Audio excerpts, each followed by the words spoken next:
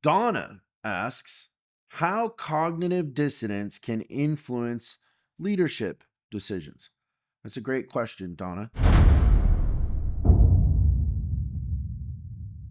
Welcome to Leadership Therapy. I am not a licensed therapist, but I know a lot about leadership and fixing businesses and wrote a book on leadership called I Am Leader.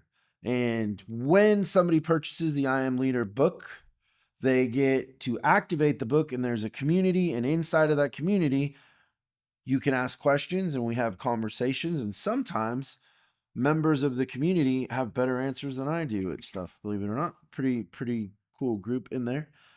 But let's just establish what cognitive dissonance is before we answer the question. So I'm going to go to ChatGPT and let's ask it what it is and for some examples.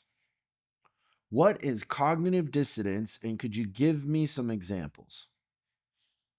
Dissidence is essentially a disagreement or opposition to a prevailing idea, policy, or authority, often within a political context.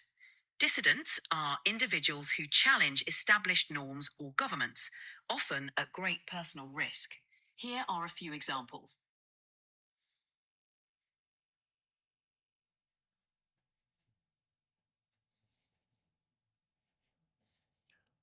What is cognitive dissonance, and could you give me a couple examples? Cognitive dissonance is the mental discomfort experienced by a person who holds two or more contradictory beliefs, ideas, or values. This discomfort can lead to an alteration in one of the beliefs or attitudes to reduce the discomfort and restore balance. For example, imagine a doctor who smokes cigarettes. They know smoking is bad for their health, one belief, but they continue to smoke, contradictory behavior. This creates cognitive dissonance.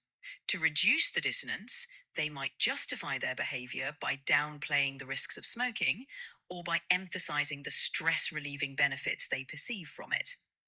Another example is someone who values environmental conservation but drives a gas guzzling car. They might feel dissonance between their environmental values and their choice of vehicle. To alleviate this discomfort, they might rationalize that their car is necessary for their long commute or plan to offset their carbon footprint in other ways. Thank you. You're welcome. So my experience with cognitive dissonance in myself and with others is that it most of the time is coming from not wanting to face the truth. It lacks truth in a sense, right? Like we're justifying something because we don't want to face the truth about it. And in leadership, that is the kiss of death, because to be a leader, we have to function from a perspective of truth, especially when we're designing a strategy or an outcome that we want to create. So if cognitive dissonance is a thing and something that we need to fix, and we are putting ourselves in that trick bag a lot, and we find kind of this internal conflict between our actions and what is reality or what is true, then we probably aren't at the level of leader yet. We're working on ourselves. We need to work on the I am part of us, the us. What, some things that I've found personally for myself is, developing an internal locus of control, owning the outcome for every area of my life, taking responsibility and focusing on the things that I can control, and really working on my magic, what I'm good at, and becoming more authentic as a person. In that process, also, what I find is that your self-esteem will come up. And part of cognitive dissonance and wanting to avoid the truth also is connected to our self-esteem and wanting to be something that we're not, or appear or act in a way that isn't authentic to our true self in that way. So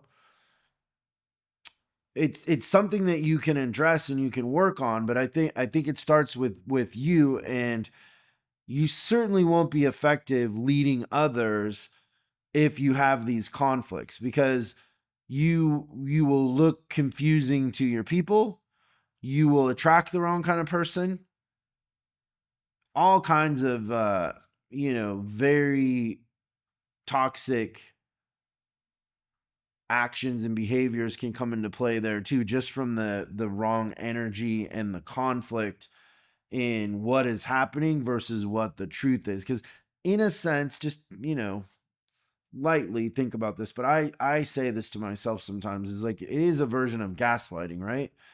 You're gaslighting yourself if you're doing something and you are trying to justify it, but at the end of the day, the truth is something else, right? Smoking is bad for you, or you know flying on a private jet isn't as good for the environment as flying commercial, and flying commercial isn't as good as if you walked. And that is what it is. So we want to function from a position of truth. And so we need to back up and work on us, become authentic, and learn our own personal magic, and then step into the next level of our development, which would be leadership.